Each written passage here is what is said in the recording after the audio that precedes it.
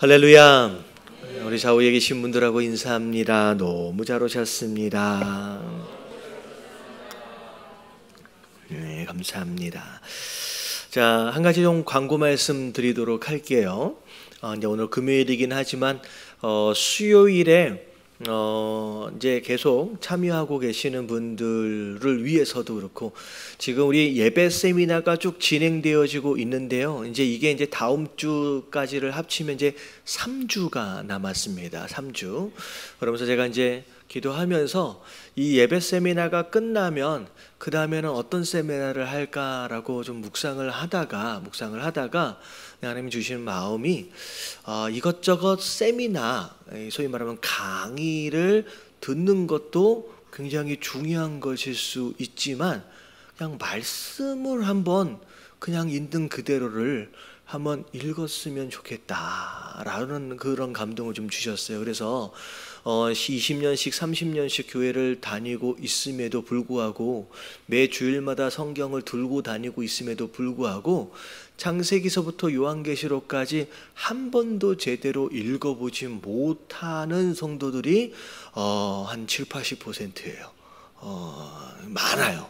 굉장히 많습니다. 그래서 저희 교회가 연말까지 수요 예배만 참여를 하시면 그냥 이제 창세기부터 요한계시록까지를 다 한번 읽을 수 있게끔 좀 도와드렸으면 좋겠다라는 생각을 좀 했습니다. 괜찮죠? 별로 반응이 좀 이상한데.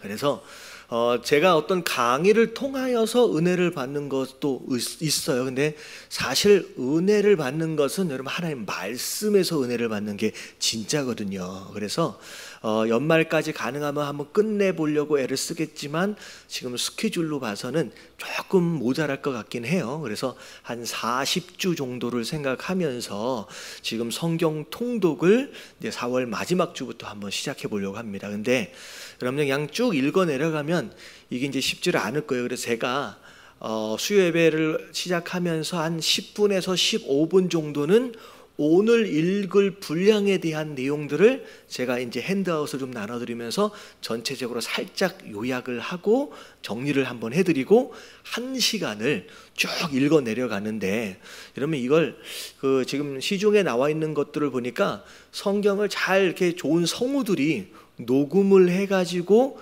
잘 나와 있는 것들이 있어요. 근데 여러분 녹음에 있는 것을 듣다 보면요, 한 10분 정도 들으면 이제 집중력이 떨어지기 시작하면서 눈꺼풀이 위에서 이렇게 내려오기 시작해요. 그래서 성우가 아무리 이쁜 소리로 얘기를 이제 읽어 내려간다고 할지라도 여러분 1시간을 쭉 읽어 내려가는 데 있어서 아마 끝까지 버틸 수 있는 사람이 없을 것 같다는 생각이 들어졌습니다. 그래서 저희 이제 옛날에 이제 미국에 있었을 때 은혜 교회도 마찬가지, 저희 교회도 마찬가지고, 이 성경 통독 프로그램을 하면 통독 강사를 평신도들 안에서 세웁니다. 그래서 성우가 앞에서 이제 녹음되어 있는 걸 틀어주는 게 아니라 이제 통독 강사를 훈련을 시켜가지고 그날 약 한 2장에서 3장 정도를 자기 분량을 연습해가지고 와요. 그래서 앞에서 제가 설명을 드리고 나서 이제 그분들이 돌아가면서 쭉 읽어 내려가는 가운데 하나님 주시는 감동들이 있고요, 은혜들이 있어서 그것을 통하여서 굉장히 뜨거워지고 진짜 우리가 생각하지 못하는 어떤 그런 은혜들이 있어요. 그래서 지금 이제 여러분들 혹시 이제 가능하면 한번 해보시면 좋을 것 같아요. 내가 한국말을 또 성경을 한번 읽는데 이게 잘 못 읽는 사람이 있어요. 이게 읽다 보면 더듬더듬.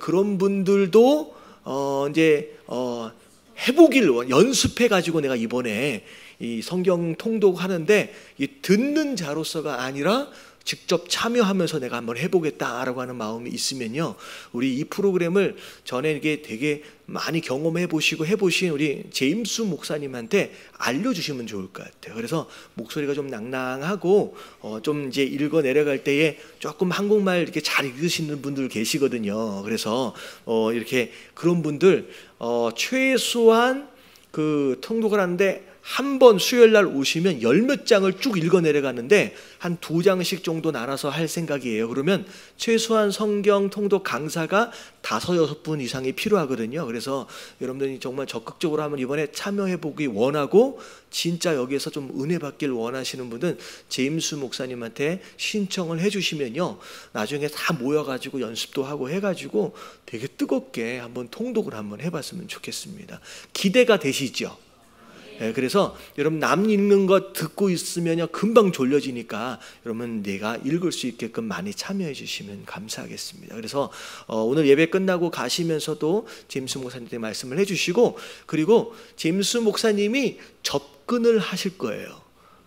접근을 하실 거예요. 이게 딱 보니까 어떤 집사님 너무 목소리가 낭낭하고 좋은데 이 집사님이 하시면 너무 좋을 것 같습니다 라고 이제 이미 알려진 집사님들이 계세요. 그러면 제임스 목사님 슬그쩍 접근을 하시면 찍혔구나 라고 여기시고 감사하는 마음으로 이렇게 순종해 주시면 좋겠습니다. 할렐루야. 이랬더니 이제 오늘부터 제임스 목사님을 피해 다니는 상황들이 벌어지면 안 돼. 그럼 되게 은혜가 있을 거예요. 그래서 우리가 말씀으로 충만한 그런 교회가 되기 위해서 한번 연말까지 한번 힘차게 좀 달려봤으면 좋겠습니다. 네, 감사합니다. 자, 오늘은 성금요일, 영어로 Good Friday입니다. 예수님께서 오늘 십자가에 못 박혀 돌아가시는 이제 그런 날인데, 지난주에 우리가 고린도후서를 마무리를 못했어요. 그래서 짧게나마 간단하게 마무리를 좀 하고 그렇게 해서 오늘 이제 고난주간 말씀 함께 살펴보도록 하겠습니다. 자, 지난주에 고린도후서 12장 10절까지 봤어요. 자, 11절 말씀 12절까지 같이 한번 읽어보도록 하겠습니다. 시작. 내가 어리석은 자가 되었으나 너희가 억지로 시킨 것이니 나는 너희에게 칭찬을 받아야 마땅하도다. 내가 아무것도 아니나 지극히 크다는 사도들보다 조금도 부족하지 아니하니라. 사도의 표가 된 것은 내가 너희 가운데서 모든 참음과 표적과 기사와 능력을 행한 것이라. 자, 우리가 고린도 전서와 후서를 연결해서 함께 보고 있는데요, 전서에 대한 내용은 고린도 교회 안에서 실제적으로 일어났던 실제적인 문제와 상황들을 이제 바울 사도가 설명해 주면서 이제 권고하는 그런 내용들이 좀 나왔습니다. 근데 고린도 후서를 보니까 그런 내용도 중간중간 있기는 하지만 이제 바울의 사도권에 대하여 도전하고 있는 고린도 교회 안에 있는 일부 무리들을 향하여서 바울 사도가 어떻게 보면 섭섭하기도 하고 어떻게 보면 가슴 아픈 마음으로 이제 본인 자신의 사도권을 이제 설명하면서 주장하는 내용들이 이제 고린도 후서에 주요되어지는 내용입니다. 그래서 오늘 이렇게 얘기하고 있는 이유, 특별히 내가 어리석은 자가 되었다라고 하는 이유는 뭐냐면, 자, 어리석은 자가 어떤 사람이냐면 자꾸 자기 스스로를 자랑하려고 하는 사람은 어리석은 자라고 앞에 얘기했잖아요. 근데 지금 여기까지 지금 바울 사도가 어쩔 수 없이 뭐 할 수밖에 없어요. 자기 자신에 대해서 자랑할 수밖에 없었어요. 그래서 바울 사도가 고린도 교인들을 위해서 얼마나 수고했는지, 그리고 그들뿐만 아니라 복음을 전하기 위해서 어떤 고생을 하고 있는지, 그리고 바울 사도가 심지어 영적으로 어떤 경험과 어떤 능력들을 가지고 있는지를 소상하게 설명하면서 본인이 이야기한 것처럼 조금은 어리석은 자의 모습으로 지금 되었다는 거죠. 자꾸 자기가 자랑을 하니까. 근데 내가 이렇게 자랑한 것은 네가 억지로, 너희들이 억지로 뭐 했다는 거예요? 시킨 거라는 거예요. 어쩔 수 없이 자랑을 할 수밖에 없도록 고린도 교회 교인들이 그렇게 만들었다라는 거죠. 그러면서 그들이 계속 바울 사도가 맞냐 아니냐 증거를 대라, 뭐 추천서를 가지고 오라 라고 이야기하니까 12절에 뭐라 그래요? 사도된 표가 뭐냐? 내가 너희 가운데 행했던 모든 참음, 어떻게 보면 인내해 줬거든요. 그들을 기다려 줬거든요. 그것과 표적과 기사와 능력이 곧 나의 사도 되어진 것을 증명한다라고 얘기합니다. 그러면서 내 자신이 너희에게 폐를 끼치지 아니한 일밖에 다른 교회보다 부족한 게 한 것이 무엇이냐? 오히려 고린도 교인들한테서만큼은 폐 끼치지 않도록 하기 위해서 더 노력한 거예요. 그러니까 너희들한테 좀 다르게 행한 것이라고 한 것은 그거밖에 없지 않느냐. 공평하지 못하게 한 거에 대해서 뭐 해달라요? 너희들을 너무 편하게 대해준 거에 대해서 나를 용서해달라고 지금 이야기하는 거예요. 근데 이걸 읽어 내려가다 보니까 바울 사도가 고린도 교회에 대해서 어떤 마음이 있는 거예요. 참 잘해주려고 애를 썼는데 오히려 이렇게 반응하는 모습을 보면서 바울 사도가 많이 마음이 아프고 섭섭한 것들이 표현이 되어집니다. 보라, 내가 이제 세 번째 너희에게 가기를 준비하였으나. 자, 바울 사도가 어떻게 보면 처음 방문한 다음에, 그리고 고린도 전서가 끝나고 나서 한 번 더 방문해서 두 번째 방문을 했고, 바울 사도가 후서를 쓰고 난 뒤에 다시 한번 방문을 하려고 준비하고 있는 거죠. 자, 그런 가운데 너희에게 폐를 끼치지 아니하리라. 내가 구하는 것은 너희의 재물이 아니다. 자, 앞에 뭔 얘기가 있어요? 뭘 좀 걷어달라 그랬어요? 예, 뭐예요? 이게 1년 전서부터 너희가 공포하고 선포하고 준비했던 그 헌금, 구제 헌금을 준비하라고 했는데, 솔직히 나는 너희에게 기대하는 게 그 헌금이 아니라는 거예요. 그 재물이 아니라는 거예요. 솔직히 너희의 뭘 원한다? 사실 너희 자신을 원한다는 거예요. 너희를 너희 마음을 내가 원한다. 왜냐하면 여러분, 어린 아이가 부모를 위해서 재물을 준비하는 게 아니잖아요. 누가 준비해요? 부모가 어린 아이를 위하여 준비하는 거예요. 그렇기 때문에 지금 내가 부모 되어진 자로서 너희에게 그 재물을 요구하는 게 아니라 너희의 진짜 마음을, 너희 자신을 내가 원한다라고 얘기합니다. 자, 15절 16절 같이 한번 읽어볼게요. 다 같이 17절까지 시작. 내가 내 영혼을 위하여 크게 기뻐함으로 재물을 사용하고 또 내 자신까지도 내어 주리니 너희를 더욱 사랑할수록 나는 사랑을 덜 받겠느냐.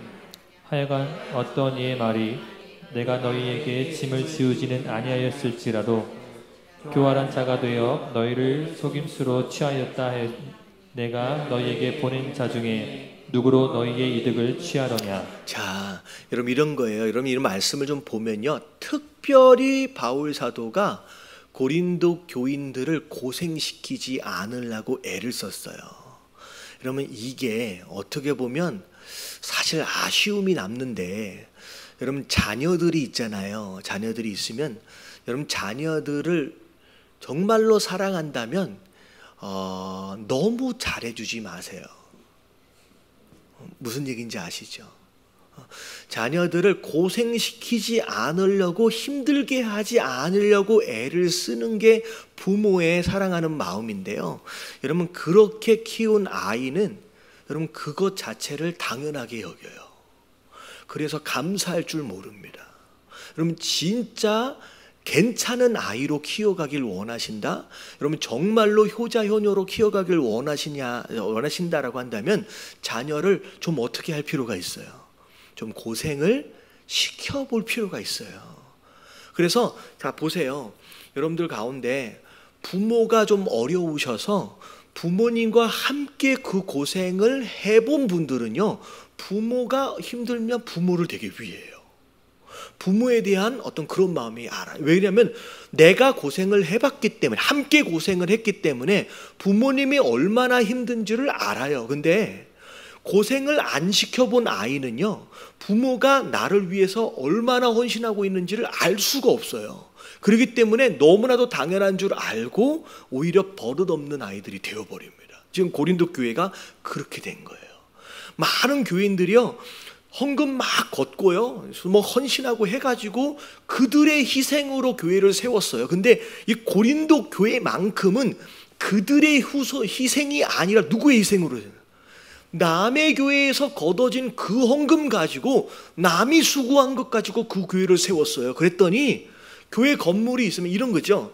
필리핀에서 제가 선교사님 얘기를 들어보니까 여러분 필리핀에는요 헌금 시간이 없더라는 거예요. 왜냐하면 이들은 어려워서 헌금을 아예 안 한대요. 그러면 도대체 교회를 어떻게 운영을 하느냐? 그러니까 물어보니까 어떻게 하냐면 한국에서 돈이 들어온대요. 그러니까 나중에 보니까 어떻게 되냐면 교회 주일날이 되어도 토요일날이 되어도 아무도 청소하는 사람이 없어요. 왜냐하면 그 필리핀에 있는 교인들, 물론 필리핀 전체 교회가 아니에요. 일부 어떤 교회는 성도들이 뭐라고 생각하냐면 이 교회는 누구 교회다? 한국에서 온 김 목사님 교회라는 거예요. 자기네가 하나도 헌신한 게 없기 때문에 우리는 청소할 이유가 없다는 거예요. 여러분, 그러면서 그 교회가 20년이 지나고 있음에도 계속 한국에서 지원 헌금을 받아야지 운영이 되는 상황이 되어져요. 여러분이 자녀도 마찬가지예요. 고린도 교회가 딱 그 상황이 된 거예요. 이들의 헌신이 없고 희생이 없이 그냥 와서 대접만 받다 보니까 받는 게 당연한 것처럼 여기고 희생하고 헌신하라 그러면 너무 힘들어하는 거예요. 그러니까 이게 지금 오히려 나중에 어떻게 되냐면 정말로 수고했던 이 바울 사도를 거꾸로 뭐하고 있어요. 이 모함하고 우리 바울 사도를 몰아내려고 하는 세력들이 만들어지기 시작했다라고 하는 거죠. 그래서 정말로 자녀들도 그렇고, 여러분 교회도 마찬가지예요. 진짜 괜찮은 성도, 괜찮은 이제 자녀로 키워가기를 원하신다라고 한다면 고생을 함께 뭐 하는 거예요? 함께 할 줄 알도록 가르치는 게 굉장히 중요합니다. 그래서 자꾸 무슨 일만 있으면요 의심하고 뭐 속임수니 뭐니 하면서 바울을 이제 이렇게 하는 사람들이 많아졌다라는 거죠. 자, 내가 18절에 오니까 내가 디도를 권하고 함께한 성도 형제를 보내었으니 디도가 너희의 유익을 취하도냐. 이러면 바울 사도뿐만 아니라 보내진 디도도 그들로부터 사례를 받은 게 아니었다는 거예요. 근데 이게 문제인 거예요. 이게 문제인 거예요. 우리가 동일한 성령으로 행하지 아니하더냐, 동일한 보조로 하지 아니하더냐. 자, 19절 다 같이 시작. 너희는 이때까지 우리가 자기 변명을 하는 줄로 생각하는구나. 우리는 그리스도 안에서 하나님 앞에 말하노라. 사랑하는 자들아, 우리가 이 모든 것을 덕을 세우기 위함이라. 네, 어떻게 해서든 덕을 세워보려고 디도도 바울 사도도 노력하고 있다는 거죠. 내가 갈 때 너희를 내가 원한 것과 같이 보지 못하고 또 내가 너희가 원하지 않는 것과 같이 볼까 두려워하며. 그러니까 어떻게 보면 바울 사도가 3번째 지금 방문하려고 계획을 하고 있는데 딱 방문했더니 지금 기대했던 모습의 이 고린도 교회가 아니고 어떻게 보면 그들 또한 이 바울 사도를 기대했던 모습의 바울 사도가 아니면 서로 되게 힘들어지잖아요. 근데 그렇게 될까 봐서 바울이 염려하는 거죠. 특별히 또 다툼과 시기와 분냄과 당짓는 것과 비방과 수금거림과 거만함과 혼란이 있을까 뭐가 되는 거예요? 두려워한다라는 거죠. 지금 이게 지금 고린도 교회의 상황이에요. 좀 나아졌다라고 하는 이야기를 디도로부터 들었지만 아직까지 남겨져 있는 이 문제에 대해서 바울 사도가 가능하면 내가 방문하기 전에 이 문제가 어떻게 됐으면 좋겠다. 좀 너희들 스스로 알아서 좀 해결되어졌으면 좋겠다라는 거죠. 또 내가 다시 갈 때에 내 하나님이 나를 너희 앞에서 낮추실까 두려워하고 또 내가 전에 죄를 지은 여러 사람의 그 행한 바 더러움과 음란함과 호색함을 회개하지 아니함 때문에 슬퍼할까 두려워하네. 그러니까 끝까지 고집을 부리면서 회개하지 않는 모습으로 인하여 바울 사도를 딱 만나게 되면 어떻게 될 것 같아요? 또 이제 크게 부딪히겠죠.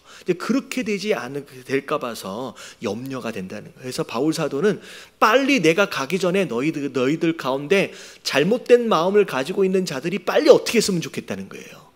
회개하고 돌이켰으면 좋겠다는 거예요. 그래서 회개하지 않고 돌이키지 않으면 바울이 아무리 좋은 마음으로 갔어도 어떻게 하나가 돼요, 안 돼요? 안 된다라는 거죠. 그래서 회개했으면 좋겠다라고 마지막으로 얘기합니다. 그리고 나서 자, 마지막 장이에요. 자, 1절과 2절 같이 한번 읽어볼게요. 시작. 내가 이제 3번째 너희에게 가리니 두세 증인의 입으로 말마다 확정하리라. 내가 이미 말하였거니와 지금 떠나 있으나 두 번째 대면했을 때와 같이 전에 죄 지은 자들과 그 남은 모든 사람에게 미리 말하노니 내가 다시 가면 용서하지 아니하리라. 그러면 세 번째 갈 때는 바울이 굉장히 이제 의미심장한 마음으로 작정을 하고 지금 가는 거예요. 근데 갈 때 혼자 가지 않아요. 지금 바울이 어떤 사람이냐라고 하는 것을 소위 말하면 증언해 줄 수 있는 증인들과 함께 대동하는 거예요. 지금 왜냐면요, 고린도 교회 안에 이게 밝혀지지 않은 어떤 이상한 내용들로 바울을 모함하는 사람들이 있어요. 이제 그 사람들의 어떤 이런 내용이 실제가 아니다라고 하는 것을 바울 혼자서 이야기하면 증명이 안 되잖아요. 그래서 바울이 그것을 증언해 줄 수 있는 또 다른 누군가를 대동해서 갑니다. 그러니까 어떻게 보면 두 번째 방문에도 바울이 혼자 갔더니 아무리 이야기해도 말이 안 통하는 거예요. 이번에 세 번째는 이 증인들을 대동해서 아예 작정을 하고 그동안 있었던 모든 어떤 오해들이나 이런 내용들을 여기서 완전히 풀려고 가는 거예요. 근데 그때까지도 너희가 그런 식으로 잘못된 마음을 품고 있으면 바울이 뭐라고 얘기해요? 내가 이젠 용서하지 않겠다. 그대로 내버려주지 않겠다라고 마음을 이제 이야기를 합니다. 자, 이에 그리스도께서 내 안에 말씀하신 증거를 너희가 구함이니 그는 너희에게 대하여 약하지 않고 도리어 너희 안에서 강하시느니라. 자, 4절 다 같이 시작. 약하심으로 십자가에 못 박히셨으나 하나님의 능력으로 살아계시니 우리도 그 안에서 약하나 너희에게 대하여 하나님의 능력으로 그와 함께 살리라. 어떻게 보면 우리는요, 세상 사람들이 볼 때는 한없이 약해 보이는 존재예요. 어떻게 보면 우리가 가지고 있는 믿음에 대해서도 이 세상 사람들이 이런저런 질문들을 해오고 설명해 달라고 뭐 그렇게 했을 때 솔직히 우리의 믿음에 대해서도 복음에 대해서도 담대하고 과감하게 이렇게 막 얘기해주고 사실 그러기도 사실 쉽지가 않거든요. 어떻게 보면 세상 사람들이 볼 때는 좀 미련해 보이고 연약해 보일 수 있다고 하지만 오히려 그런 약함 속에 누가 일하시기 시작해요? 이런 하나님이 일하시기 시작하는 거예요. 오히려 우리가 강할수록 하나님이 일하시기에 점점 불편한 존재가 되어져 가는 것 같아요. 그래서 여러분 오히려 연약함을 여러분 능력으로 알고 여러분 감사하시길 주님의 이름으로 축원합니다. 내가 막 능력 있는 듯 힘이 있는 듯 막 이렇게 하면 할수록 오히려 하나님이 일하시기 좀 불편하신 것 같아요. 그래서 약하지만 우리 안에 하나님의 능력이 나타난다는 거죠. 그러면서 5절 말씀이 마지막 마무리하면서 가장 중요한 말씀일 것 같아요. 같이 한번 읽어봅니다. 시작. 너희는 믿음 안에 있는가? 너희 자신을 시험하고 너희 자신을 확증하라. 예수 그리스도께서 너희 안에 계신 줄을 너희가 스스로 알지 못하느냐? 그렇지 않으면 너희는 버림받은 자니라. 여러분 믿음 안에 계시는 분은 아멘 하십시다. 여러분 성도 되어진 자로 내가 믿음 안에 있는지 아닌지를 언제나 뭐 하라고 얘기하고 있어요? 테스트해 보래요. 내가 진짜 믿음 안에 있는지 아닌지 여러분 하나님도 나를 테스트하시지만 나 스스로도 점검할 필요가 있다라는 거죠. 그리고 진짜 내가 믿음 안에 있는지 스스로를 확증하래요. 여러분 이 확증은 뭘로 나타나는 것이냐? 열매로 나타나는 거예요. 내가 믿음 안에 있는지 없는지는요, 가지가 나무에 잘 붙어 있는지 없는지를 뭘로 확인해요? 열매로 확인하는 거예요. 그래서 여러분 안에서 열매가 아무리 기다려도 맺어지지 않는다라고 한다면 여러분 문제가 있는 것이 있다는 거죠. 그래서 끊임없이 점검해야 돼요. 내가 지금 제대로 붙어 있는 게 맞는지, 내가 지금 믿음 안에 있는 것이 맞는지 그걸 스스로 확증해 가는 것을 해보라는 거예요. 근데 스스로 그게 점검이 안 된다라고 한다면 오히려 뭘로 여기면 돼요? 내가 믿음 안에 있는 게 아니구나. 오히려 스스로를 거꾸로 돌아볼 필요가 있다고 합니다. 그래서 바울 사도가 이 고린도 교인들에게 마지막으로 당부하는 내용이에요. 이제 내가 교회를 다니니까 봉사를 하니까 나는 당연히 믿음 안에 있겠지라고 나태해져 버리면 안 돼요. 자, 뭐라 그럴까요? 방심해서는 안 된다는 거죠. 스스로 확인할 줄 알아야 합니다. 자, 우리가 버림받은 자 되지 아니할 것을 너희가 알기를 내가 바라고, 우리가 하나님께서 너희로 악을 조금도 행하지 않게 하시기를 구하노니 이는 우리가 옳은 자임을 나타내고자 함이 아니라 오직 우리는 버림받은 자 같을지라도 너희는 선을 행하게 하고자 함이니라. 자, 8절 다 같이 시작. 우리는 진리를 거슬러 아무것도 할 수 없고 오직 진리를 위할 뿐이니. 자, 이 진리는 예수 그리스도를 의미하고 하나님의 말씀을 의미해요. 우리가 진리를 거스르면 안 되고 하나님의 말씀을 기준으로 그렇게 살아야 한다. 우리가 약할 때 너희가 강한 것을 기뻐하고 또 이것을 위하여 구하니 또 너희가 온전하게 되는 것이니라. 그러므로 내가 떠나 있을 때 이렇게 쓰는 것은 대면할 때에 주께서 너희를 넘어뜨리지 하지 않고 자, 세우려 하여 내게 주신 그 권한을 따라 엄하게 않게 하려 합니다. 그러니까 미리 이렇게 편지를 쓰는 이유는 얼굴을 딱 대면해서 화를 내버리면 되게 이제 쉽지 않은 상황들이 벌어지잖아요. 그렇게 되지 않도록 하기 위해서 내가 미리 이렇게 편지를 쓴다는 거죠. 자, 11절. 자, 다 같이 한번 읽어볼게요. 시작. 마지막으로 말하노니 형제들아 기뻐하라. 온전하게 되며 위로를 받으며 마음을 같이하며 평안할지어다. 또 사랑과 평강의 하나님이 너희와 함께 계시리라. 거룩하게 입맞춤으로 서로 무난하라. 네, 형제들아 기뻐하래요. 그리고 온전하게 되래요. 그리고 위로를 받으래요. 그래서 마음을 같이 하는 가운데 평안하라라고 이제 안부 인사를 쭉 합니다. 모든 성도가 너희에게 무난하느니라. 자, 마지막 13절 시작. 주 예수 그리스도의 은혜와 하나님의 사랑과 성령의 교통하심이 너희 무리와 함께 있을지어다. 예, 그래서 고린도 교회가 어떻게 보면 온실 속의 화초처럼 곱게 자랐어요. 근데 곱게 자랐더니 이게 화초가 자란 게 아니라 선인장이 자라버린 거예요.